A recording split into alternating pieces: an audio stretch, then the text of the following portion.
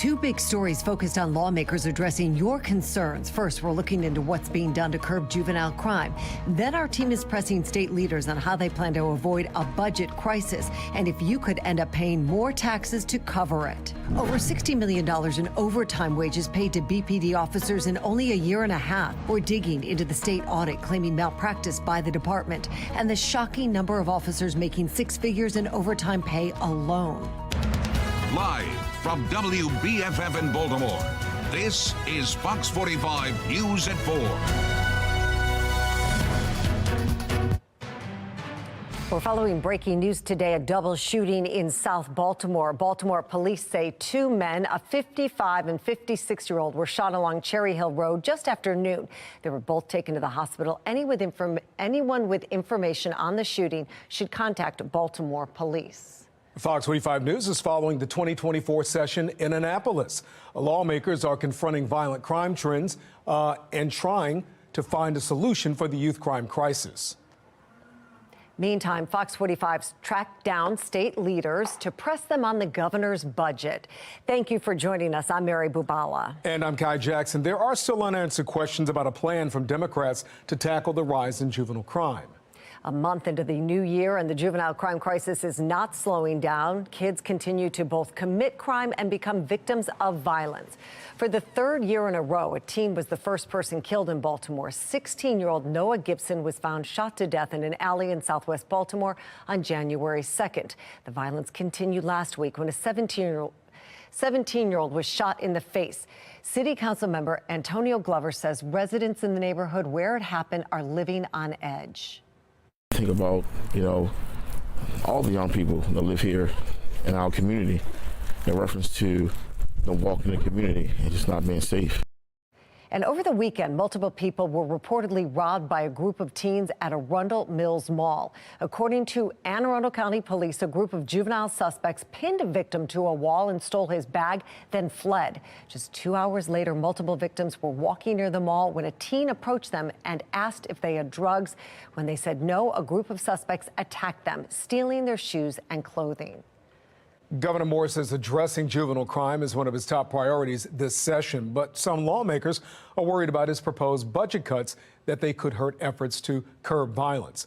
Moore's 2025 budget calls for a decrease in cash for critical services provided by the Department of Public Safety and Correctional Services. That budget is currently around $1 billion a year. The Baltimore Youth Detention Center and Baltimore Central Booking and Intake Center will have its funding cut as well, and the state's parole and probation agency will see its budget shrink. I mean, we're creating a menacing environment by not putting our money where our mouth is, and that's supporting innocent citizens. I believe this is good intentioned. I just believe deeply misguided and will cause harm, as we've seen with the other pieces of legislation we've rolled out in the last few years. Well, the cuts are part of a larger effort to avoid a multi-billion-dollar budget deficit, but the state is still moving forward with multiple big-ticket programs that are costing taxpayers billions. The governor says his administration is still working to support $1 billion in clean energy initiatives, $3 billion on the Red Line project in Baltimore, and $3.8 billion for the Kirwan Commission and education reform. Today, Fox 45 pressed Maryland Comptroller Brooke Learman on the governor's budget. We asked if Marylanders will see their taxes go up to pay for the plans and avoid a deficit. We need to be real about how we're going to fund our world-class education system, how we're going to make sure we can provide transportation options for all, take care of our seniors. And I know that every option is on the table right now, and the General Assembly and the governor and we'll all be digging in to make sure that we do what's right for not just for people today, but for generations to come. Fox 45's Mackenzie Frost will be in Annapolis following every step of this year's legislative session for the next 3 months. You can watch all of her coverage on air and online at foxbaltimore.com. Two Navy SEALs, one of them from Maryland, lost their lives in the line of duty. 37-year-old Navy Special Warfare Operation First Class Christopher Chambers and 27-year-old Navy Special Warfare Operator Second Class Nathan Ingram. The SEALs disappeared January 11th while attempting to board a ship to search for weapons bound for the Houthi rebels in Yemen. One Navy SEAL fell into the water due to 8-foot-high swells. The second disappeared after diving in to help. Chambers was from Maryland. He enlisted in 2012. On Twitter, Governor Wes Moore called the deaths of the service members heartbreaking and asked that all Marylanders keep both soldiers in their thoughts and prayers. The scathing state audit is taking aim right now at alleged overtime malpractices within the Baltimore Police Department. The Office of Legislative Services found in a year and a half, employees racked up more than $66 million worth of overtime. Fox 45's Rebecca Pryor reports the report claims it's a high price due to a lack of oversight and accountability. Rebecca? Yeah, Kai, virtually no monitoring. That's how this audit describes BPD's tracking of overtime spending, allegedly allowing for at least 7 police officers to collect more than $100,000 of overtime in just 1 year. Now, the auditors point to, quote, a lack of oversight and disciplinary action, which they say is leading to, quote, excessive overtime being paid to certain officers. In 2022 alone, the report says 100 officers recorded more than 1,000 hours of overtime, of which the department's top 10 earners all doubled their base salaries with overtime. Auditors claim that these individuals, quote, routinely violated key overtime requirements. Taxpayer advocate David Williams warns failing to ensure overtime is necessary and warranted could come at the cost of tax dollars and public safety. You have a system, a payroll system that is broken. You have an overtime tracking system that is broken. And officers are taking advantage of that. $66 million is a lot of taxpayer money that's being paid out. And taxpayers and all citizens of Baltimore aren't ensured that this money is going for the purposes it's supposed to, protecting them. Now, in response to this audit, the department argues that it's still struggling to implement a new payroll system, which was rolled out in December of 2020. However, moving forward, BPD is vowing to improve training for payroll compliance, conduct regular internal audits of overtime activity, and improve distribution of overtime in compliance with BPD's own policies. Former Deputy Commissioner Jason Johnson is among those applauding the changes, but also questioning why they weren't implemented sooner. It is a difficult and complicated problem. We all should acknowledge that. And also at the same time, we can acknowledge that it's probably something that should be solved by now. This is also the state's last scheduled audit of BPD's overtime spending. As the city regains power of the department, the state is requesting that these audits continue. Today, I asked Mayor Scott if he agrees, but as of news time tonight, I have not heard back. Reporting live in Baltimore City, Rebecca Pryor, Fox 45 News. Let's take a live look at M&T Bank Stadium tonight as we inch closer to the AFC Championship game. It's happening right here in Baltimore.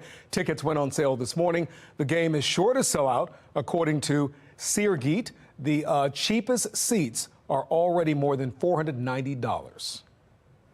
Well, teachers hitting students with rulers and a child taped to a chair. Project Baltimore is looking into what's really happening inside some Baltimore City public schools following a school system investigation. A family is suing the Department of Homeland Security, saying negligence at the border led to their loved one's death in Maryland. Their fight for accountability. Voters are casting their ballots in New Hampshire. The impact this primary could have on the rest of the election. And milder air has moved into Maryland. This is really just the beginning, but well into the 40s today. So that snow really starting to melt out there. And big picture wise, we've got rain developing headed in our direction. We'll talk about when that arrives.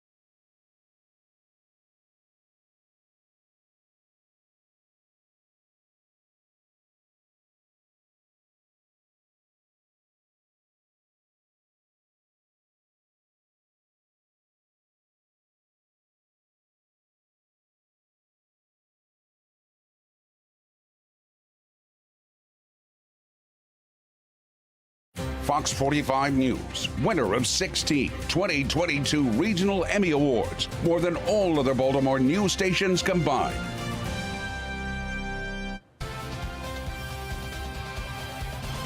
You know, the entire city is filled with excitement right now, waiting for the big game this weekend. Absolutely. People are pumped up. Sports Unlimited's Morgan Outsett joins us now with more on what the team is doing to gear up themselves for, one of the biggest games in years. Yeah, just another game, the one to get to the Super Bowl. It is going to be historic. The first time the AFC Championship runs through this city with the Baltimore Ravens. And what a matchup. The best team this season, the Ravens, against the best team in the AFC consistently for multiple seasons in the Chiefs. To be the best, the Ravens are going to have to beat the best. Since Patrick Mahomes took over starting quarterback for Kansas City in 2018 and became unstoppable using his head coach Andy Reid and tight end Travis Kelce, they have been to 6 straight AFC championships now. Super Bowl champion head coach John Harbaugh, this is the furthest he's gone in the Lamar Jackson era. The last time these teams met was in 2021. You're watching it when the Ravens won 36-35 at the bank. It was Jackson's first time knocking off Kansas City.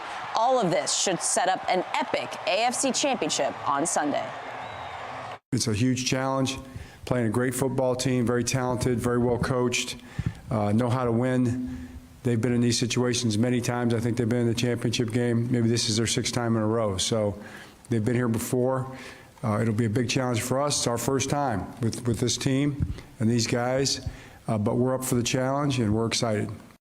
They've been the better team all season, appear to be healthier, especially on the offensive line, and have home field advantage. The Ravens right now are a 3.5-point favorite over Kansas City for Sunday's 3 o'clock kickoff. Morgan, thank you. Well, Ravens fans are excited to get their tickets for the game. Let's take a look at some of the conversation online and already some of the comments are seeing. Just like we said, they're going. Been in line for 40 minutes. Yep, and here we got told they were sold out. So sad, but it's going to be packed. Pack the bank. You know that. Absolutely. Here, AFC Championship tickets are available now. But again, one fan saying they were already sold out. And let's look at this last one here. Wait a minute. Nope, not this one. This one. Sorry. Got mine already. That's the one I wanted to show you. So, Mary, somebody got some tickets. I'm jealous. With 2 Republican candidates remaining, voters in New Hampshire are headed to the polls for key primary votes. Donald Trump and Nikki Haley are squaring off. Trump is leading the polls nationally and expected to be once again the Republican nominee. Meantime, Haley is hoping to start closing that gap and building momentum with an early primary win.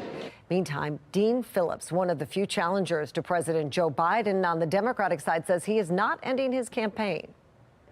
I'm recognizing that there's an immense need to keep this challenge going, and I will continue it. But tonight, I know your poll has me at 7. Another one has me at 32. The fact is, 10 weeks ago, nobody knew me. We were at 0%. And in 10 weeks, with a ragtag startup little operation, spending almost no money with very few people, I think we're going to be in the 20s today. And if we're better than that, that's awesome. Phillips previously said he would drop out in March if his campaign was not viable. The president's name will not appear on the ballot in New Hampshire due to a dispute between the state and the Democratic National Committee. However, there is an organized effort to write in his name. Well, some intense rain caused severe flash flooding in San Diego overnight. Take a look at this. Emergency teams had to rescue families from their homes. Cars were flooded and some were even lifted and dragged away by the current. The floods moved in so quickly, many didn't have time to get away. The highest part of our house was our kitchen island, and that's where we were sitting on top of until we were able to get out safely. You got your dog? My dog. Where? In my house. But he's by himself. 3670? But I know they have to get the people out first.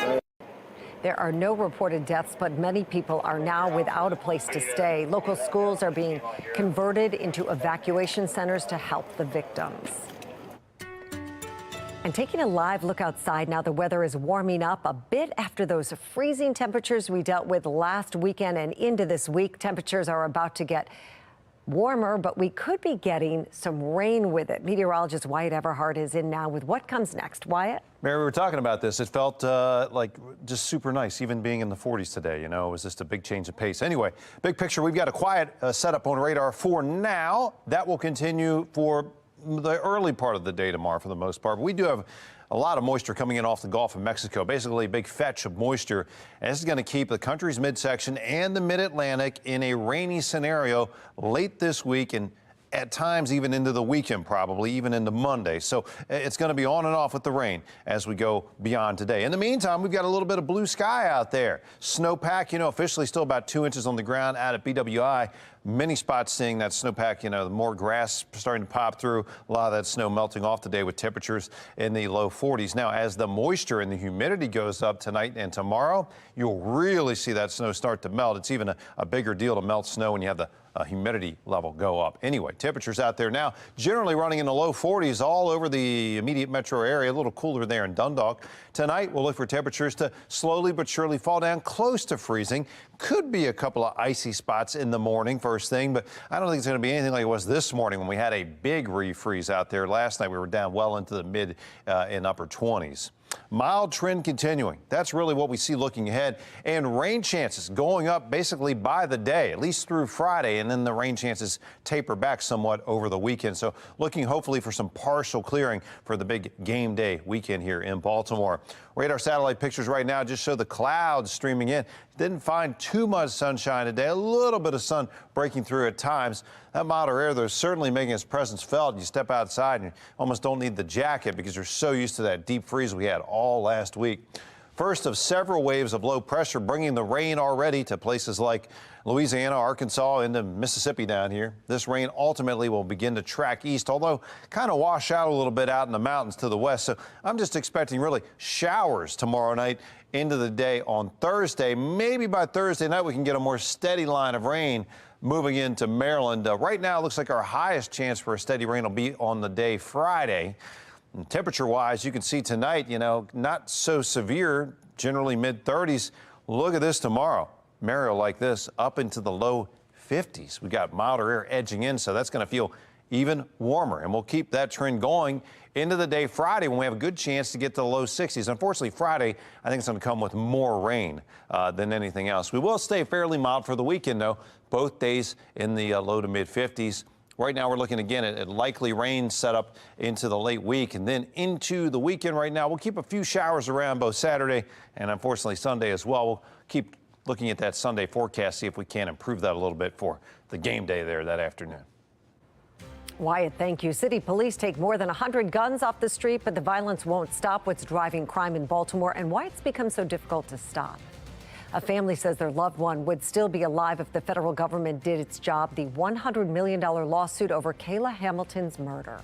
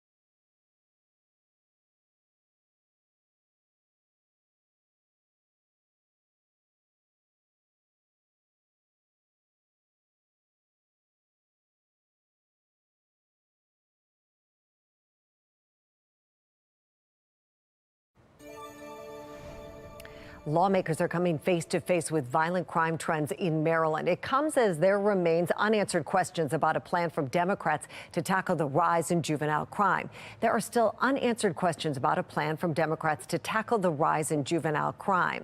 Fox 45's Mackenzie Frost is live in Annapolis for us. And Mackenzie, what are lawmakers saying about crime in the state? Well, Mary, right now, the trend lines really indicate a bleak outlook, especially when it comes to unsolved violent crimes and homicides in the state. This presentation was given during a Senate Judicial Proceedings Committee, and really the numbers highlight the fact that Maryland has seen an increase in homicides, a 35% increase since 2012. Maryland also ranks third in terms of the amount of violent crime in the eastern region, and the number of unsolved violent crimes continues to increase when you're comparing data over the last decade. During this presentation, some of the lawmakers asked questions about how the state can really get a handle on this, and it really underscores the urgency for lawmakers to find a plan, especially when it comes to ensuring law enforcement has the tools necessary to close some of these cases. Clearly, there's no certainty when 2/3 of homicides aren't solved and 70% of rapes aren't solved and 75% of robberies aren't solved. There is no certainty. People are committing crimes and literally getting away with murder. If we really want to get serious about deterring future violence, solving violent crime is really going to be a big piece of that equation, and making sure that folks are held accountable. And Mackenzie, did lawmakers talk about ways to close more violent crime cases in Maryland? No, that was part of this conversation. It was really just more of a discussion rather than a brainstorming session to find specific solutions to close some of these gaps that were highlighted during the presentation. One thing we learned is that, when it comes to law enforcement, we know that there are significant staffing challenges, especially in Baltimore City. And the presenters talked about the need for law enforcement to be specific and to have the tools necessary to go after some of these violent crimes. We heard some examples of other states that are seeing law enforcement and officers who are laser focused on specific crimes like non-fatal shootings, and they're seeing improved results when it comes to closing those cases. Earlier today, I questioned the Senate President, Bill Ferguson, about whether there was going to be discussion during this legislative session to tackle some of these issues. At the end of the day, you get convictions by having a real investigation in which there is physical evidence and eyewitness testimony. And it is very difficult for prosecutors to bring forward a case and get a conviction if there is not both physical evidence and testimony. We've continued to try and focus on building trust and building accountability within the system across the board. That will help us move forward. Not really a direct answer from the Senate President about a specific plan to help law enforcement rebuild some of that trust among community members across the state. But one thing that really did build consensus, and everyone seemed to be on the same page of during this presentation, was that the clearance rates across the state when it comes to violent crime is unacceptable. However, it's just unclear what lawmakers plan to do to address it. Now, there is conversations happening about the juvenile crime, and we do have some new news about a specific plan that we could see from the Democrats. I'll talk to you more about the timing of that coming up in our next hour. But for now, we're live in Annapolis. Mackenzie Frost, Fox 45 News. Mackenzie, thanks. We'll be looking for that for sure. Well, that brings us to our question of the day. Are you confident lawmakers will make Maryland safer? To make your voice heard, head to foxbaltimore.com and click on the Pulse tab. A fierce battle over the Texas border is not letting up despite a ruling by the U.S. Supreme Court. As state officials argue the federal government is failing in its duty to secure the border, federal officials say they're not being allowed to. All this set against the backdrop of a country that cares more deeply about this issue than ever before. Here's national correspondent Christine Frizzao. Not the economy, not crime on the streets. Immigration has now moved to the top of voters' minds. A new Harvard-Harris poll finding 35% called it the most important issue facing the country today, followed by inflation, the economy and jobs, and crime. That snapshot of sentiment likely stemming from new realities playing out in cities large and small. The city of Denver taking in 37,000 migrants, providing them with housing and jobs, and asking the federal government to help with the cost. We have spent more than $40 million this year. We are on path to spend about $180 million in 2024, which would be more than 10% of our city's budget. The state of Texas losing its battle to secure the border itself. The U.S. Border Patrol will now be able to remove razor wire state officials installed to try to prevent migrants from entering. The Supreme Court Monday siding with President Biden's Justice Department. The Biden administration was arguing that the Texas law enforcement was essentially circumventing and usurping the power of the U.S. federal government, who has exclusive purview in the enforcement of immigration law. Critics say the ruling makes our country less secure. This isn't just a victory for Biden's open border policy. This is a victory for the cartels, who are now going to be able to exploit the border more easily to push drugs, criminals, and national security threats into our country. Texas Governor Greg Abbott says despite the high court's ruling, he is not backing down, continuing to use Texas National Guard troops to, quote, hold the line in Eagle Pass. Meanwhile, a bill to deal with some of the many border issues appears to be nearing completion in the Senate. On Capitol Hill, I'm Christine Frizzau. Well, less than a month into the year and more than 100 guns have already been taken off Baltimore streets. Why it's such a challenge for police to stop them from coming into the city? An audit for Monzi may be on the way, why Baltimore's Inspector General says it should be one of the city's top priorities.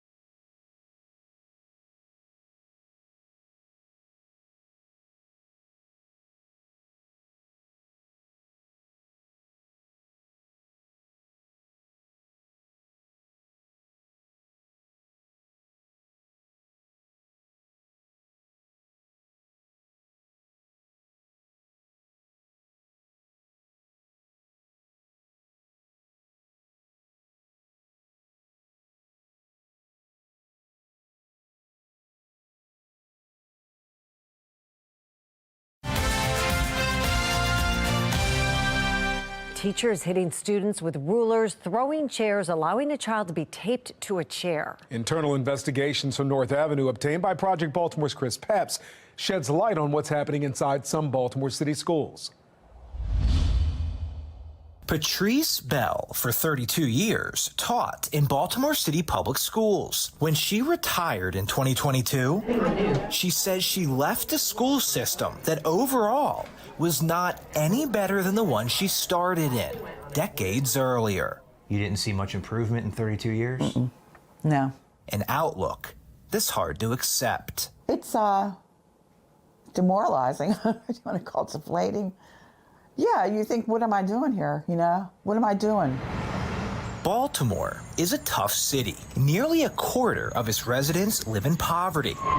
The murder rate is one of the highest in the nation, and schools are not immune to the city's failures. But a bigger problem, she says, is that teachers are not supported by the school system when dealing with misbehaving students, a reoccurring theme that played out over her 32 years teaching at schools throughout the city.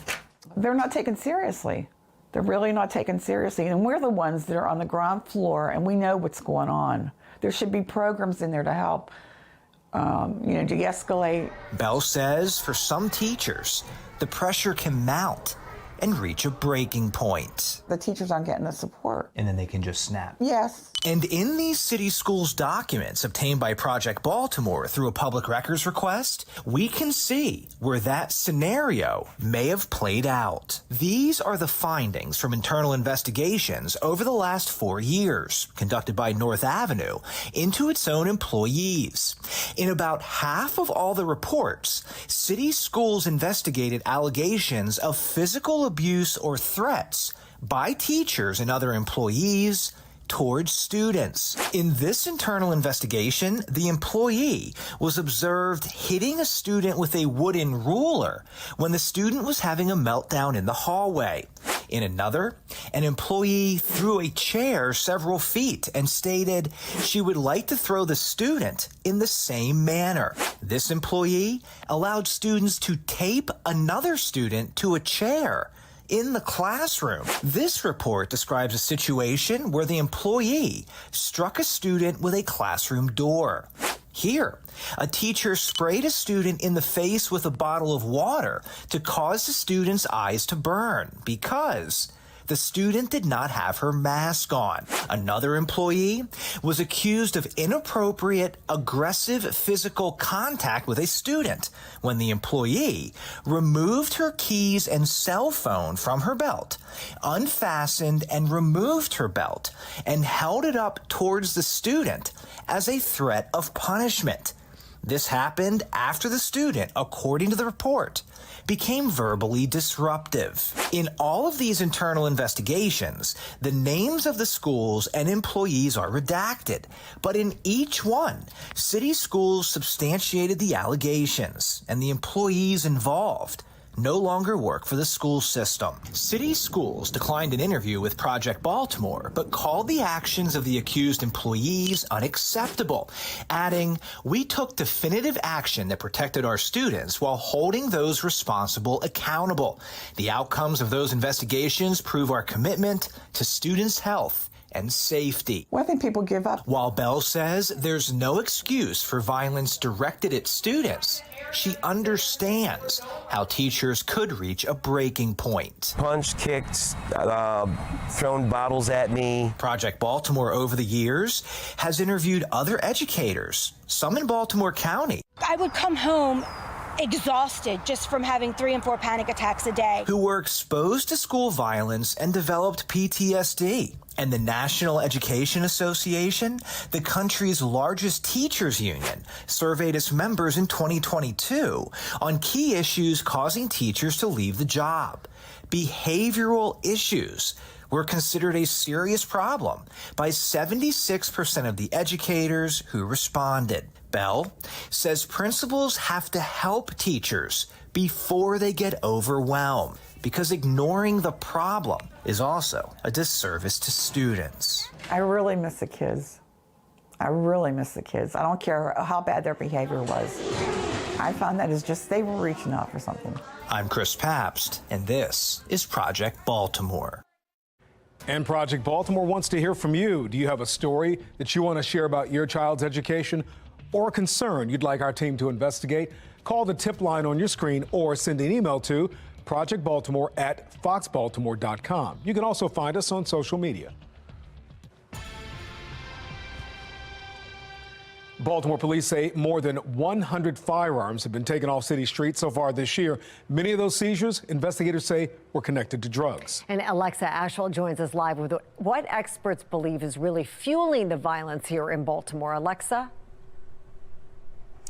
Yes, so we've heard from federal, state, and local agencies how the focus is really on guns. But experts say drug trafficking is also a big problem, and often they go hand in hand.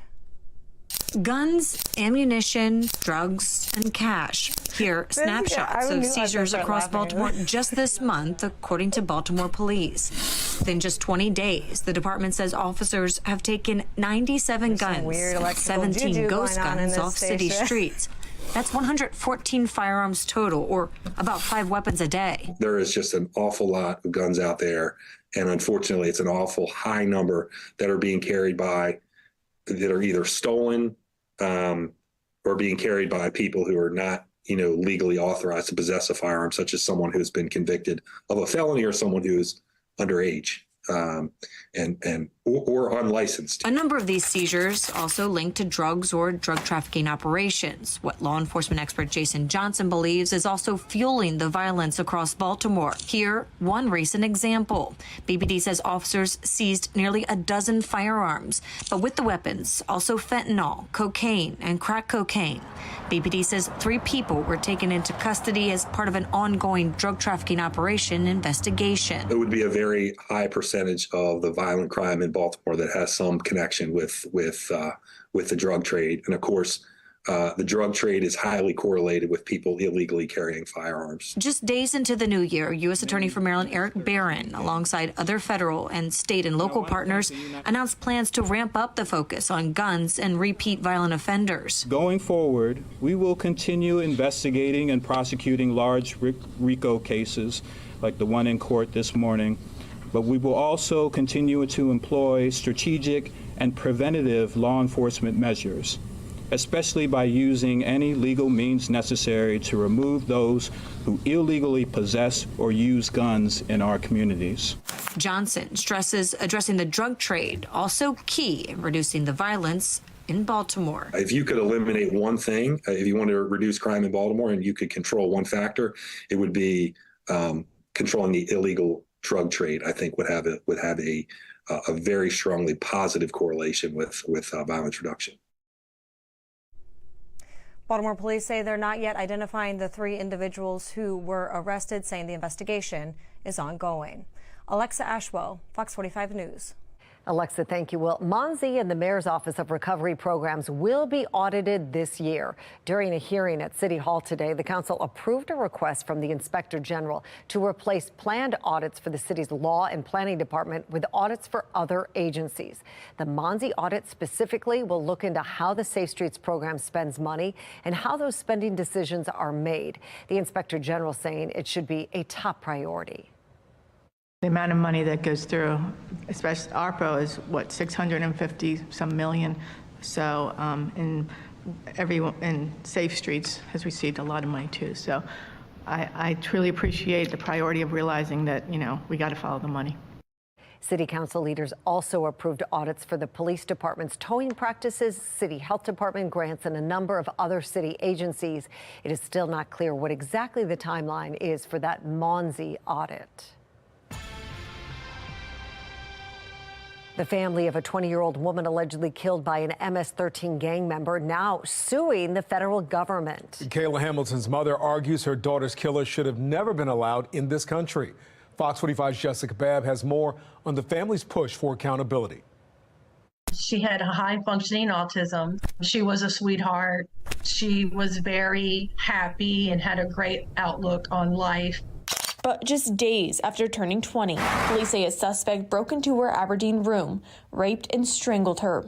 A House Judiciary Committee report says the suspect was 16 years old and was allowed to enter the U.S. as an unaccompanied alien child. That report says he previously was arrested in El Salvador for illicit association with the MS-13 gang. We will be filing a $100 million lawsuit against Department of Homeland Security and Department of Health and Human Services. Why? Because they catastrophically failed Kayla Hamilton. And if they would have done their jobs, she would still be here today. Attorney Brian Claypool says DHS failed to follow proper protocol, checking for gang-related tattoos and fully vetting the identity of the suspect.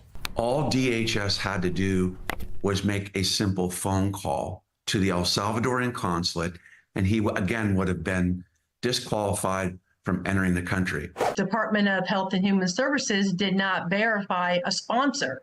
The House Judiciary Committee report also says while the suspect's homicide charge was pending related to Kayla's case and his gang affiliation was known, he was placed in a foster home with other children. This young man could have easily emerged somebody else. And I now recognize Ms. Nobles. Days ago, Tammy Nobles testified at a House Committee on Homeland Security hearing.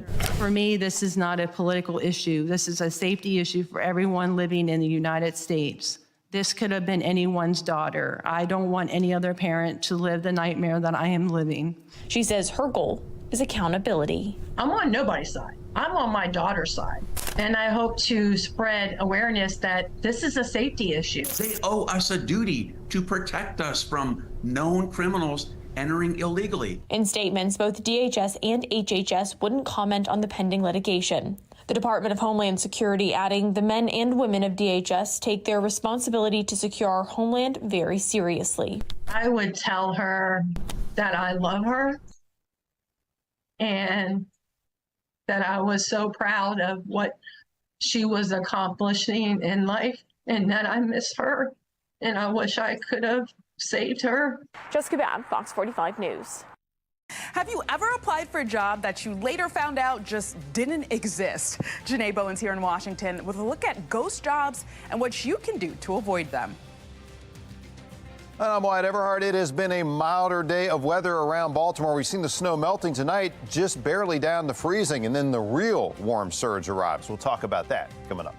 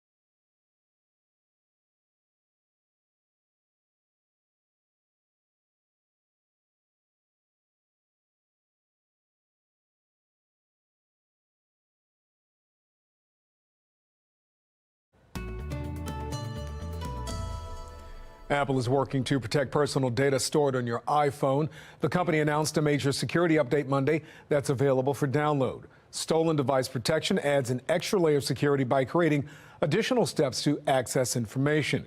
You'll be asked to use face or fingerprint scanning to access data or make changes. And for more sensitive actions like changing an Apple ID password or turning off the stolen device protection itself. Many job seekers are falling victim to what's known as ghost jobs. That's jobs that really don't even exist. Janae Bowen shows us just how widespread this issue is and what you can do to avoid it. Reggie Thomas spends hours trying to get a job. It's disheartening. Some of the hundreds of applications he has put in went nowhere. The job either wasn't real or the job was already offered to somebody else and I wasn't notified. Reggie is a victim of ghost jobs, and he's not alone. According to Clarify Capital, 50% of managers keep job postings open because they're, quote, always open to new people. It was a job. We decided not to fill it, never took it down. Or we did fill it, but we never took it down. Or we're gathering potential applicants for future needs. Julie Balke is an HR professional and founder and chief career strategist with the Balke Group. She says because of the pace of hiring and changes in the job market over the last several years, employers haven't focused on closing the loop with potential employees. That's damaging to the employer's reputation.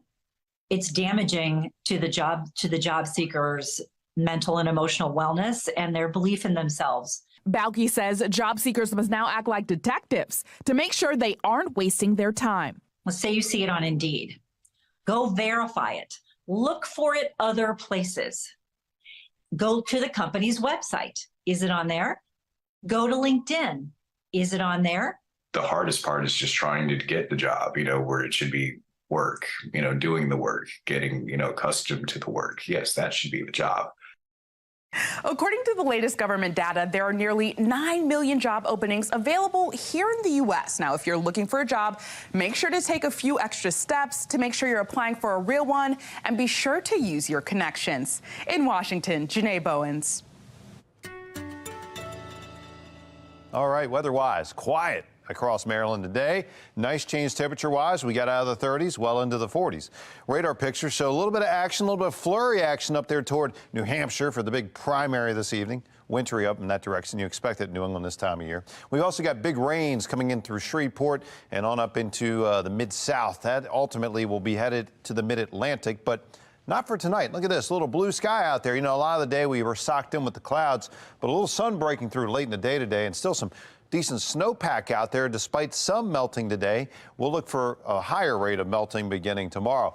A widespread low to mid 40s right now. Easton at 46, as is Westminster and the city, but we're down to 41 in both Aberdeen and Naptown. Look at this, low 40s all over the immediate Baltimore area, low to mid 40s. So again, definitely warm enough to start melting off that snow. You've probably seen some icicles dropping out there if you still had some of those ones hanging.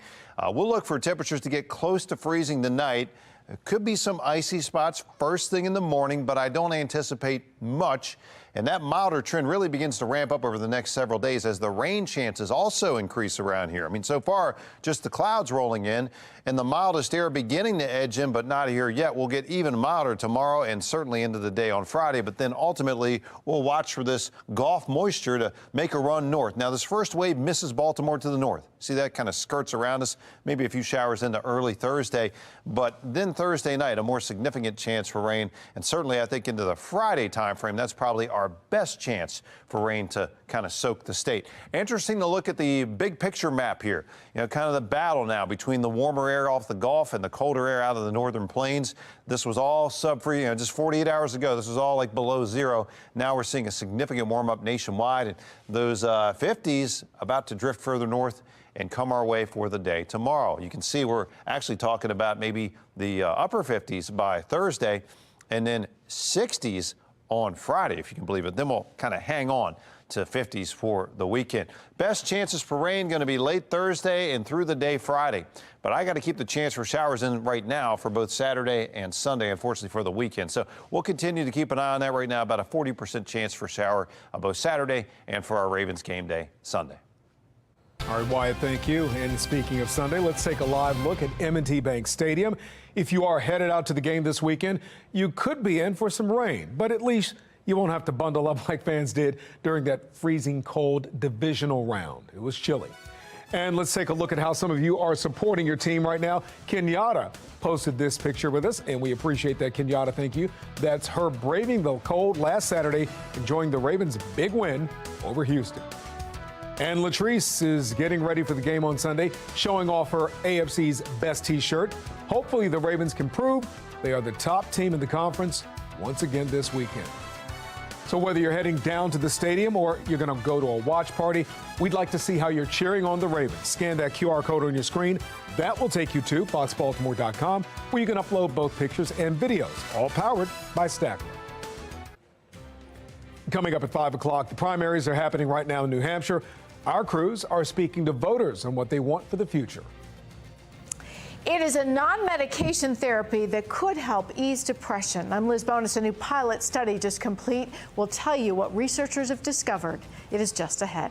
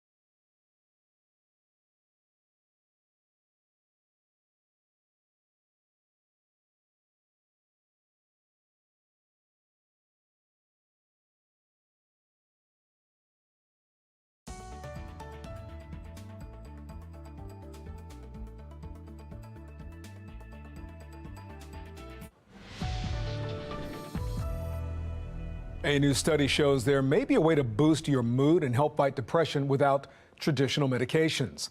Medical reporter Liz Bonus shares why the secret may be linked to your spine. This study looked at a potential non-medication therapy to treat depression. It was just a pilot study, but it instead looked at spinal cord stimulation. It shows promise as a non-drug treatment. It's all because, as this video provided by Ohio's University of Cincinnati shows, it appears pathways of neurons located in the spinal cord convey information from the body to regions of the brain that are involved in the emotional experience we know as mood. Principal investigator Francisco Romanava told me in some people it's possible that in the brains of those who are depressed, the information they receive is hyperactive or noisy. So perhaps if we can attempt to decrease this noise or decrease this hyperactivity through non-invasive spinal stimulation, perhaps we can improve the depressive symptoms. Can you share a little bit about your results? What we did was we conducted these sessions, either the active or the sham versions, 3 times per week during 20 minutes for 8 weeks. Sure enough, he was able to demonstrate the patients that received the active simulation had a greater decrease in the severity of their depressive symptoms compared to the control group. The goal now? Larger trials with more patients finding similar results. Side effects of this non-medication therapy treatment, just mild, mainly just redness in the treatment area, and it did go away shortly after each session. With your health news, I'm Liz Bonus reporting. Yeah, you know, it's been a pretty cold week when the 40s feel mild out there, and that's exactly what we still have for another hour or two this evening. We'll eventually be falling down into the 40s, but right now, most spots in the state still above the 40-degree mark. You can see the mild air only builds from here. Upper 40s tomorrow, mid-50s Thursday. Yes, a chance for mid-60s Friday, but each day featuring a chance for rain and wet weather along with that mild air. And then this weekend right now, we're going to keep the chance for showers in both days, including for our Ravens game day Sunday. However, as we get closer, we'll be able to refine the timing on that rain and see exactly where it falls relative to the game. So stay tuned for that. All right, Wyatt, thank you. We definitely will. Coming up on Fox 45 News at 5 o'clock tonight, the second day of Marilyn Mosby's second federal trial. What we can expect in the coming days. Our dealings by the president's son Hunter raise alarm. The new questions surrounding transparency.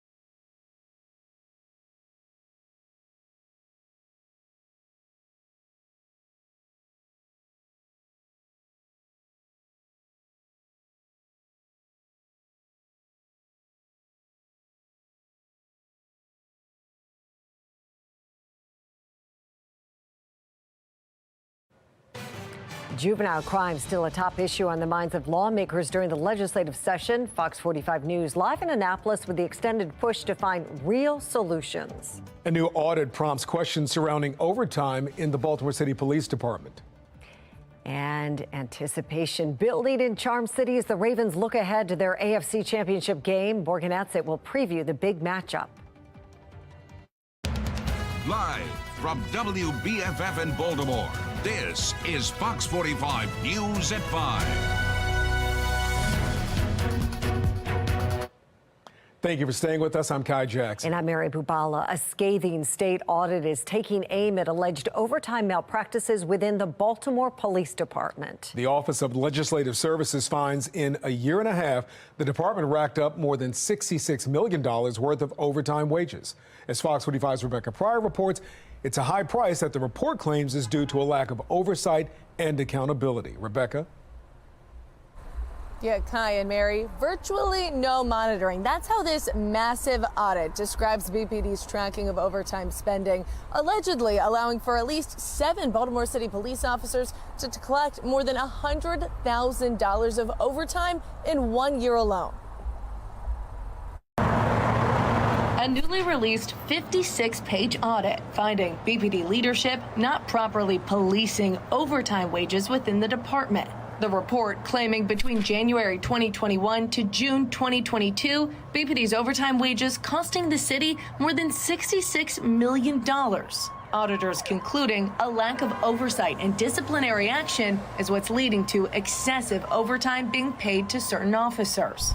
$66 million is a lot of taxpayer money that's being paid out, and taxpayers and all citizens of Baltimore aren't ensured that this money is going for the purposes it's supposed to, protecting them. In 2022 alone, the auditors finding 100 officers recording more than 1,000 hours of overtime, of which the department's top 10 earners all doubling their base salaries with overtime. Auditors claiming these individuals routinely violated key overtime requirements. They're wasting police resources and they're wasting taxpayer dollars. Other findings of the audit, BPD did not require reviews to ensure that officers did not work more than 32 hours of voluntary overtime per week. A policy BPD allegedly broke at least 693 times in 2022. Long shifts, former Deputy Commissioner Jason Johnson says, could cost more than taxpayers. The officers working many hours in a day, several days in a row, and really not getting enough sleep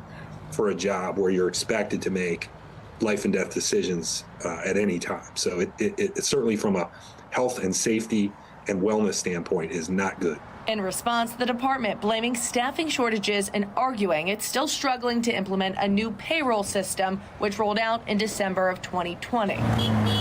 Moving forward, BPD vowing to improve training for payroll compliance, conduct regular internal audits of overtime activity, and improve distribution of overtime in compliance with BPD policy. Johnson among those applauding the changes, but also questioning why weren't they implemented sooner. It is a difficult and complicated problem.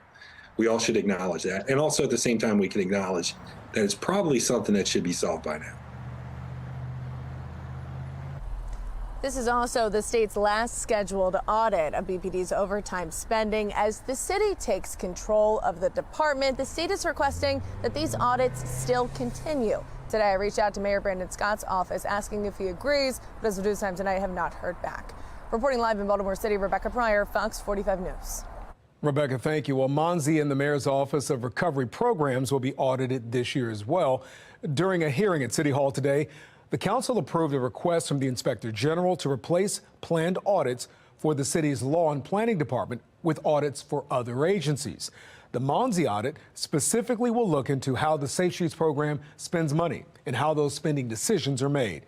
The Inspector General says it should be a top priority. The amount of money that goes through, especially ARPA, is what, 650 some million. So in Safe Streets has received a lot of money too. So I truly appreciate the priority of realizing that, we got to follow the money. At that hearing today, city leaders also approved audits for the police department's towing practices, city health department grants, and a number of other city agencies. It's still not clear, though, at this time, what exactly the timeline is for the Monzi audit. Baltimore police say more than 100 firearms have been taken off city streets so far this year. Some of the seizures, investigators say, were connected to drugs. Alexa Ashwell is live with us with what experts believe is really fueling the violence here in Baltimore. Alexa. Mary, as you know, we've heard from federal, state, and local agencies and how they're really focusing on guns. But another big problem is drug trafficking. Experts say they often go hand in hand. Within just 20 days, Baltimore police say officers have taken 97 guns and 17 ghost guns off city streets. That's 114 firearms total, or about 5 weapons a day. Now, a number of these seizures also linked to drugs or drug trafficking operations. What law enforcement expert Jason Johnson believes is also fueling the violence across Baltimore. One recent example, BPD says officers seized nearly a dozen firearms, and with those weapons, fentanyl, cocaine, and crack cocaine. BPD says 3 people were taken into custody as part of an ongoing drug trafficking operation investigation. If you could eliminate one thing, if you wanted to reduce crime in Baltimore and you could control one factor, it would be controlling the illegal drug trade. I think would have a very strongly positive correlation with violence reduction. Now, just days into the new year, U.S. Attorney for Maryland Eric Barron, alongside other federal and state and local partners, announced plans to ramp up the focus on guns and repeat violent offenders. Baltimore police are not yet identifying the 3 people who they say were taken into custody with that seizure, saying the investigation into the drug trafficking operation is ongoing. Alexa Ashwell, Fox 45 News. Maryland lawmakers are getting a glimpse of crime trends, and it comes as questions remain about a plan from Democrats to tackle the rise in juvenile crime. Fox 45's Mackenzie Frost has more on what lawmakers are saying about crime in the state. Mackenzie? Yeah, Kai and Mary, these statistics are sobering. The presentation indicates that the number of violent crime cases in Maryland going unsolved is increasing, and this underscores the question that lawmakers continue to grapple with and are struggling to find a solution to. All right. Good afternoon, everyone. On tap for the Senate Judicial Proceedings Committee. Trend lines, vice headlines. A look at crime trends in Maryland. The nonpartisan nonprofit Council of State Governments Justice Center clearly outlining the declining number of violent crimes getting solved. And all violent crimes in Maryland are more likely to go unsolved today than a decade ago. Maryland seeing a 35% increase in homicides since 2012. The state has the 3rd highest violent crime rate in the region, behind Washington, D.C. and New York City. There's a place where there's an opportunity to think about increasing accountability and also responding more effectively to the people who commit violent crime. Lawmakers facing the reality communities simply don't feel safe. To improve, the group says there needs to be certainty of consequences for criminals. Clearly, there's no certainty when 2/3 of homicides aren't solved and 70% of rapes aren't solved and 75% of robberies aren't solved. There is no certainty. People are committing crimes and literally getting away with murdering. If we really want to get serious about deterring future violence, solving violent crime is really going to be a big piece of that equation, and making sure that folks are held accountable. Some lawmakers, like Senator William Folden from Frederick County, say there simply aren't enough officers to handle the volume of crime. So we're seeing some increases in violent crime, and we're seeing a dramatic drop-off in the number of police officers who are available to be that resource to investigate these violent crimes, and we're seeing unsolved rates at ridiculously high numbers, and that's just not fair to the community. It's not fair to law enforcement, and it's certainly not fair to the victims. The data shows people don't feel safe, and we question the leader of the Senate about how to change that. Do you think that there's room in this session for the legislature to tackle some of the needs for solving some of these violent crimes to help increase community sense of safety, especially in Baltimore?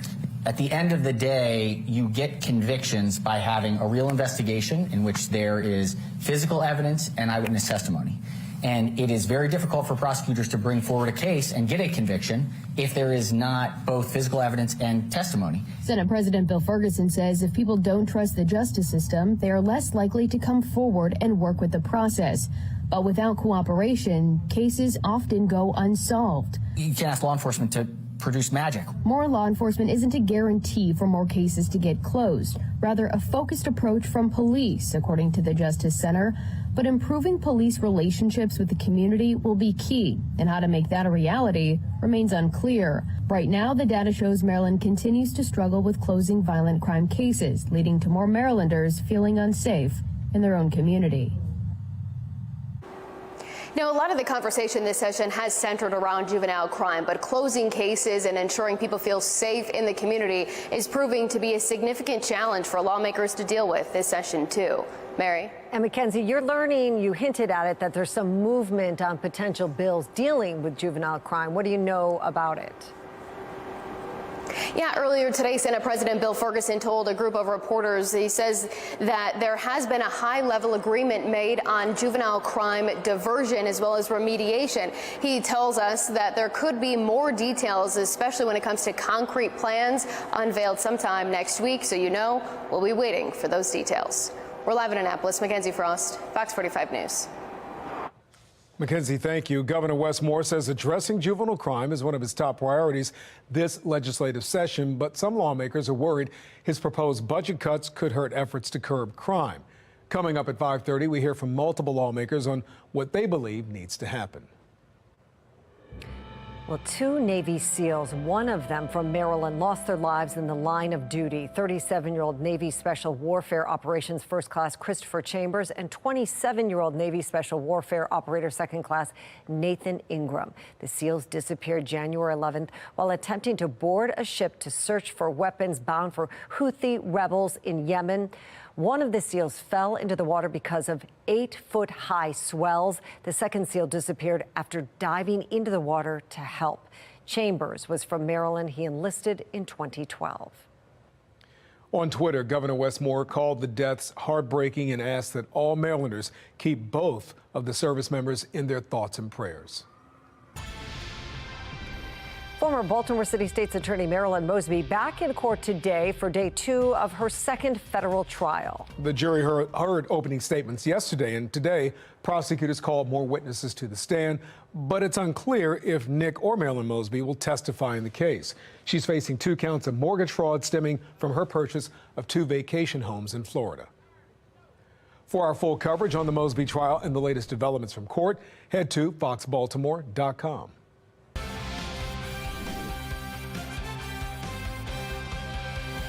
A live look, hopefully, at M&T Bank Stadium tonight. We are just days away from the AFC Championship game. That's right. It's happening right here in Baltimore. Tickets went on sale this morning at 10 a.m. There's our live there look. It is. The purple, always there.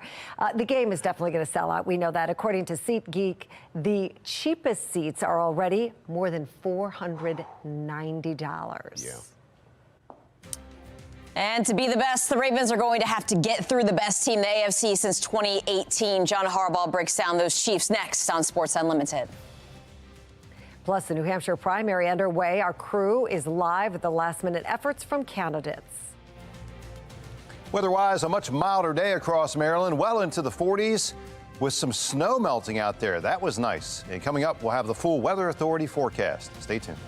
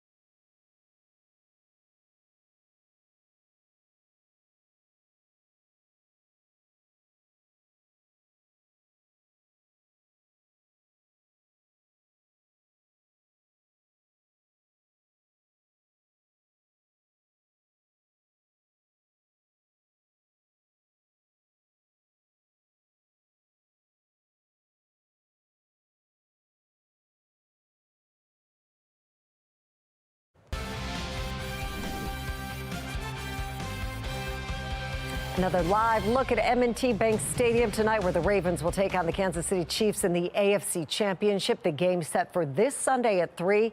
If the team wins, you know what happens. We go to the Super Bowl. A lot of anticipation building heading into Sunday's big game. Let's bring in Morgan Atzett with more on how the team is preparing. I don't like to get like the team ahead of ourselves. I don't even like saying that. You got to win one more. And really, if you look at these teams, whoever wins this, probably going to win the Super Bowl. But they both can't go. It's going to be historic. The first time the AFC Championship runs through this city with the Baltimore Ravens. And what a matchup. The best team this season, the Ravens, against the best team in the AFC consistently for multiple seasons in Kansas City. To be the best, the Ravens are going to have to beat the best. Since Patrick Mahomes took over starting quarterback for Kansas City, he became unstoppable using head coach Andy Reid and his best target, tight end Travis Kelce. They have been to 6 straight AFC championships come Sunday. Super Bowl champion head coach John Harbaugh, of course, knows a thing or two, but this is the furthest he's gone in the Lamar Jackson era. The last time these teams met was in 2021 when the Ravens won 36-35 at the bank. It was Jackson's first time knocking off Kansas City. All of this setting up what should be an epic AFC Championship on Sunday. It's a huge challenge, playing a great football team, very talented, very well coached, know how to win. They've been in these situations many times. I think they've been in the championship game. Maybe this is their 6th time in a row. So they've been here before. It'll be a big challenge for us. It's our first time with this team and these guys, but we're up for the challenge and we're excited. They've been the better team all season, appear to be healthier, especially on the offensive line, and have that home field advantage. The Ravens right now, 3.5-point favorite over Kansas City for Sunday's 3 o'clock kickoff. Morgan, thanks. You can show off your Ravens pride by getting your car stenciled. Tomorrow, the team will be offering free car stenciling outside the stadium. It's happening between 4 and 8 in the stadium Lot N. And so many of you are sharing your purple pride with us. On the left, Tawny sent us this picture of 12-year-old Kaysen, all decked out in his Ravens gear. He's ready to go. And the other picture Lisa sent us of her grandson watching the Ravens game. Oh, my gosh, I love that blanket or bedspread, whatever it is. Lots of purple there. Well, whether you're heading down to the stadium or going to a watch party, we want to see how you're cheering on the Ravens. Scan the QR code there on your screen. It'll take you right to foxbaltimore.com, where you can upload your pictures and your videos. It is all powered by Stackla. And you know, since the Chiefs will be in Baltimore Sunday, so might be a global pop star. Who are we talking about? That's her right there, Taylor Swift, possibly making her way to Charm City to cheer on her boyfriend, Travis Kelce. Swifties, no doubt, going crazy over the idea, including the daughter of Senate President Bill Ferguson. I will tell you, when the Bills-Chiefs game was on this weekend, my daughter said that I better find a way to get her to the game because she needs to be in the same stadium as Taylor Swift. She's probably not going to go to the game. Don't tell her yet. No, she's an obsessed Taylor Swift fan and is very, very excited that she might be in the same city as Taylor Swift. Let's be very clear. This is a Ravens town. And so I welcome Taylor Swift to see her team lose. Exactly, and console her boyfriend. She'll be here when he's crying. It's okay. Another look at M&T Bank Stadium. We are tracking the forecast, of course, for Sunday's big game. Let's go over to meteorologist Wyatt Everhart with the very latest on this. Wyatt. Yeah, the guy's brother, right? It was shirtless, chugging the beers. I don't know. To me, that is more entertaining. They're fun. But, hey, they are fun. Hey, look, we know it's going to be a wild scene there at the stadium on Sunday. Such different weather, too. Much milder, maybe a little rainy, but not the deep freeze that we had last weekend. Right now, we've got just a little wintry weather well off north of Maryland, up into northern New England. Might impact the New Hampshire primaries with a few snow showers this evening. Otherwise, it's quiet except for here toward the mid-south. You know, we've got some heavy rains fetched off the Gulf running up into Shreveport and points south of us. Some of that Gulf moisture will trend in our direction as we go through the course of the week here. Right now, we've got 41 degrees at BWI on a light east wind. We have been in the 40s much of the afternoon. We've seen some pretty good melting going on out there, but still several inches of snowpack. You know, for the year so far, we've got a 9-inch total officially there at BWI, and still a couple of inches of that left on the ground as we speak. And these low 40s, again, still staying above freezing for a few more hours. Through the nighttime hours, I expect us to fall down close to the freezing mark overnight. So maybe some icy spots will be possible early in the morning. Be aware of that, but not the kind of refreezing we had last night. We're well down in the 20s. Talking about a milder trend this week, big time. Each day getting steadily milder. Rain chances then increasing as we go toward especially Thursday and Friday. And right now, optimistic we'll see some partial clearing by the weekend. Still could be the threat for showers Saturday and Sunday, but it's not like as much of widespread rain as we'll see toward the end of the actual weekdays here. And you can see clouds certainly have been thickening up across Maryland. A little sun breakthrough this afternoon, but not a lot of sun today. And those clouds only continue to decrease tomorrow. The good news is that will also bring in even milder, more humid air. That'll accelerate the snowpack melting out there, and also the first in a couple of waves of low pressure are going to trend in our direction tomorrow. So you can see first wave off the Gulf bringing rain points to our west tomorrow. Then we'll start to get into chances for showers tomorrow night and into the day Thursday. Some on and off rain is definitely going to be a good possibility. Then into Thursday night, another round of rain begins to edge in for the day on Friday. So it's kind of a wet weather scenario here midweek to late week. But again, on the temperature front, big mild surge coming in starting tomorrow, and really it only builds from there. Take a look at the 7-day forecast. You can see 50s, then 60s, and we stay in the 50s as we go into the weekend. But again, we do keep at least the chance for showers then through Sunday. Wyatt, thank you. Governor Wes Moore unveils his budget proposal for 2024. Fox 45 News speaks to those in favor and opposed to the plan. I'm Kayla Gaskins in Washington. Coming up, new details about the closed-door testimony of Hunter Biden's art dealer and the unconventional request he says the first son made. That request raising eyebrows.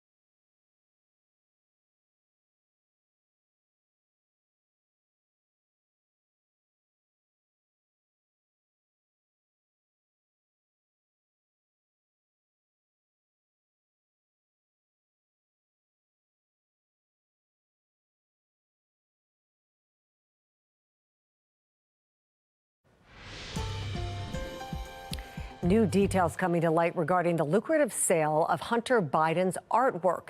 National correspondent Kayla Gaskins reports. Hunter Biden's talent for painting fine art still very much up for debate, yet some of his works fetched handsome prices established artists would envy, causing skeptics to ask what exactly were people paying for and was it legal? In an attempt to answer this question, House Republicans summoned Hunter Biden's art dealer for a closed-door deposition. It's part of their investigation into the Biden family's finances as they work to shed light on the shadowy parts of the first family's businesses. According to the transcript of the deposition released Monday, the art dealer told Congress Hunter insisted on knowing the names of the people who bought his art. The dealer conceding the request was not conventional, adding Hunter was the only artist the gallery represented that wanted to know who was buying his art. That stipulation later revised, so the gallery was not required to disclose the buyers' identities. This after questions about the ethics of these art transactions came into the spotlight. For example, one of the buyers, prominent Democratic donor Elizabeth Hirsch-Naftali, received a White House appointment from Joe Biden. Hirsch-Naftali bought $94,000 worth of Hunter Biden's art. The dealer's testimony also appears to contradict reports from the White House.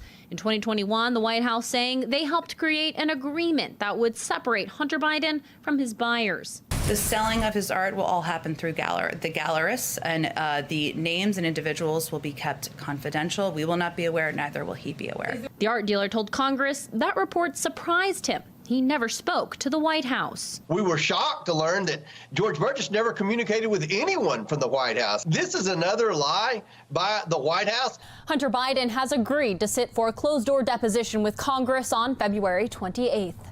In Washington, I'm Kayla Gaskins.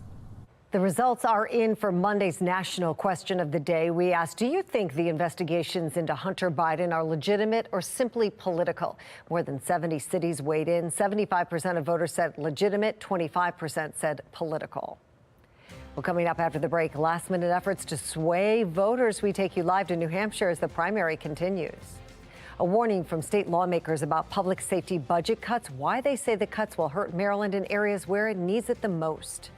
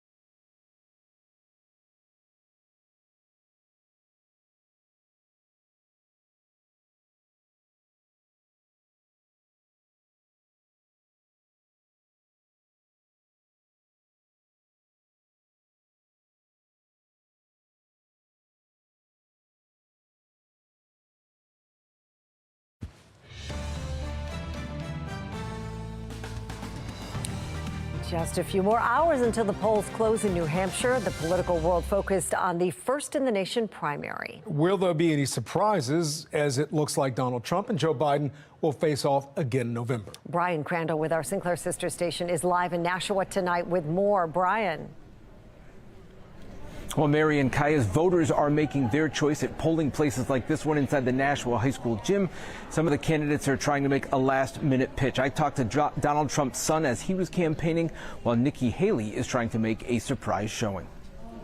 We're going to go and fight until the very last poll closes. Nikki Haley makes her final pitch outside a polling place in Hampton, New Hampshire. She's the only Republican left in the way of Donald Trump once again being the party's nominee. I didn't get here because of luck. I got here because I outworked and outsmarted all the rest of those fellas. So I'm running against Donald Trump, and I'm not going to talk about an obituary just because y'all think we have to talk about it. People are upset in this country. They're really upset. I talked to Trump's son Eric in Nashua, seeming already to be looking ahead to another general election showdown with Joe Biden. People want to get back to the basics. They want to have the greatest economy in the world. They want to have the best education in the world. They want low prices. They want cheap fuel. They want businesses to be able to succeed. They want their family to be able to live the American dream.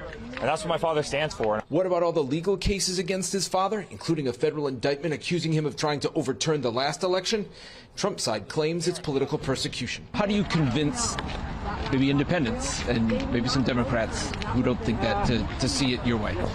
The independents see that the legal cases are nonsense. We've polled this extensively, and people don't believe it. No need to convince Kim Chabot. Can tell who you're voting for. Yes, the man.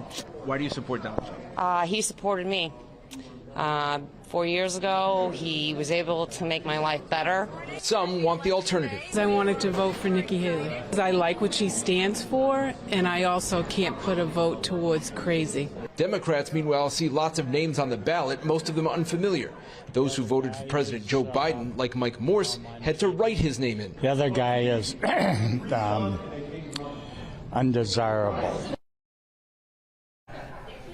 All right, we'll see what the results are. All the polls will be closed in New Hampshire by 8 o'clock. Now, Haley has signaled that she'll be sticking in the race beyond New Hampshire with an event scheduled in South Carolina tomorrow night. I'm live in Nashua, New Hampshire. Brian Crandall, Fox 45. All right, Brian, thank you. And to add to the confusion of today's Democratic primary in New Hampshire, there's a push for voters to write in ceasefire instead of anyone's name. A group of progressive activists says it's a protest against President Biden's unwavering support of Israel's military operation in Gaza. The idea is to show politicians how many voters use the primary to voice their opposition to the war. It's unclear how the New Hampshire Secretary of State's office will tally the write-ins or if they could affect Biden's write-in tally. Well, Israel appears to be offering Hamas a deal, a 2-month pause in fighting in exchange for the release of all remaining hostages in Gaza, according to Axios. While it would not bring an end to the war, it would represent the longest ceasefire to date. Israel says Hamas is holding more than 130 hostages. Several dozen have either died during the October 7th invasion or in the weeks since. It would mean redeploying Israeli defense forces, moving them out of the main population centers so civilians can return. News of the deal comes as 24 IDF soldiers were killed in Gaza. Governor Wes Moore unveils a $63 billion budget plan for the state, and now it's up to the General Assembly to take a deep dive into the numbers. Fox 45 News has team coverage diving into the governor's proposed budget and a looming deficit. Let's begin with Fox 45's Patrice Sanders. She spoke with Senator Mary Washington and Delegate April Rose about the potential impacts his proposal could have. Governor Wes Moore introduced his $63 billion budget plan last week, which includes no new taxes while also increasing funds for education, the Department of Juvenile Services, Harbor Place renovation, and more. Well, now it's up to the General Assembly to take a deep dive into those numbers. As the state is facing a $761 million structural deficit, the governor is pulling from the state's rainy day fund and moving money around to make it all work. But the question for lawmakers is, are the programs being funded working, especially when it comes to public safety? Obviously, I'm very happy that there are no new tax increases, so I would say that would be my positive comment. I'm concerned with the cuts to crime and safety. We're cutting parole and probation by 7.35%. Pretrial detention is cut by $12.6 million. Youth detention, 6.76%. And so, over the summer, Republicans brought out a couple of bills, and we were told repeatedly that there isn't enough money to go toward, youth services and crime. And so I'm concerned with those cuts. The governor and the General Assembly are committed to having our communities be safer. And I wonder if we're reading the same budget. One of the things that I see that I'm very excited about, or that I think is really important, is a commitment to our public safety retirees. I think one of the things we have to ensure is that we keep our promises to the people, to law enforcement that have kept our communities safe in their retirement. Additionally, there is $4 million going towards increasing, focusing on services and observations of juveniles. And additionally, the last administration combined the Office for Children and the Governor's Office of Violence Prevention. And this governor has separated those offices and dedicated our focus, on crime prevention and policy. Well, the discussions will continue over the next few months as the budget has to be balanced by the end of the session. Patrice Sanders, Fox 45 News. And today, Fox 45 News pressed the state comptroller, Brooke Learman, on the looming budget deficit and whether taxes and fees should go up. For our part in the Office of the Comptroller, we want to make sure that we're closing the tax gap that exists in Maryland and that everybody's paying their fair share. But also we need to make sure that we're thinking about, are there fees that haven't been raised in 50, 60, 70 years that we should be looking at? And I know that the General Assembly is going to do that tough work to make sure that we can ensure that we're right-sizing government while also providing the benefits and the services that Marylanders and Maryland businesses need, and looking forward at what to do in the years ahead. Well, Fox 45's Mackenzie Frost will be in Annapolis following every step of this year's legislative session over the next 3 months. You can watch all of her coverage on air and online at foxbaltimore.com. Some Maryland leaders are warning Governor Moore's proposed public safety cuts could hurt the state. Fox 45's Keith Daniels continues our team coverage, breaking down the numbers for us. Tonight, a closer look at Governor Wes Moore's budget for fiscal year 2025. Fox 45 News research team taking a deeper dive, finding it's a budget that calls for a decrease in cash for critical services provided by the Maryland Department of Public Safety and Correctional Services. As part of Governor Moore's $63 billion budget announced Wednesday, DPSCS will receive cuts within its corrections and pretrial detention divisions. A move a Maryland lawmaker. With any government, you can look at where the money goes and see the priorities. And prosecutor. At some point, you got to put your money where your mouth is. Warn funding cuts to correctional services will put Marylanders' safety at risk. According to the proposed budget books, the state's parole and probation agency will also see its funding shrink. Delegate Michael Griffith, Republican from Harford County, looking at the cuts with caution. I mean, we're creating a menacing environment by not putting our money where our mouth is, and that's supporting innocent citizens. Administrative costs for the Division of Corrections reduced by 18%. Division of Parole and Probation reduced by 7%. DPSCS claims the cuts are part of statewide across-the-board streamlining, primarily associated with administrative costs. Still, for Griffith, the warning. I believe this is good intentioned. I just believe deeply misguided and will cause harm, as we've seen with the other pieces of legislation we've rolled out in the last few years. Griffith referring to the Child Interrogation Protection Act, sometimes called the Juvenile Interrogation Act, a piece of legislation that some state prosecutors and county leaders blame for the state's juvenile crime crisis. Now, concern over probation services and proposed cuts that Carroll County State's Attorney Haven Shoemaker believes could make it more difficult for his office to hold potential criminals responsible. Folks who are given a term of probation have to be supervised by somebody. This proposed cut would seem to me to run counter to their mission of making sure people don't engage in repeat criminal activity. Keith Daniels, Fox 45 News. The White House is applauding a Supreme Court ruling allowing Border Patrol agents to resume cutting razor wire that Texas installed along a stretch of the U.S.-Mexico border. By a 5-4 vote, the High Court granted an emergency appeal from the Biden administration while a lawsuit over the wire continues. Texas Governor Greg Abbott had 30 miles of wire installed along the Rio Grande River to deter migrants from crossing illegally into the United States. White House Press Secretary Karine Jean-Pierre argued that wire is ineffective and impedes Border Patrol operations. We are certainly glad that the Supreme Court made the decision to vacate the injunction that prevented border security to actually do their jobs, to do humanitarian work, to actually enforce laws, and it got in the way. A spokesperson for the Texas governor's office issued a statement after the ruling saying, quote, "This case is ongoing and Governor Abbott will continue fighting to defend Texas's property and its constitutional authority to secure the border."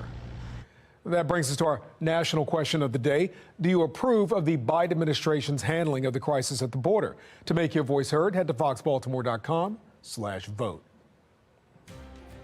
Still ahead, Ravens Nation getting ready for the AFC Championship game here in Baltimore. Morgan Adsit is previewing the big matchup. Ladies and gentlemen, I'd like to introduce you to Wesley Sloth. Wesley Sloth, ladies and gentlemen. He's having a little breakfast this morning. And coming up, we're going to feed the birds. That's right. We got sloths and birds at the aquarium. Always a tropical paradise there at the aquarium, no matter how cold it is outside. Hey, you noticed the change today, right? Clouds came in, but the temps went up, and that's going to continue to be the case next several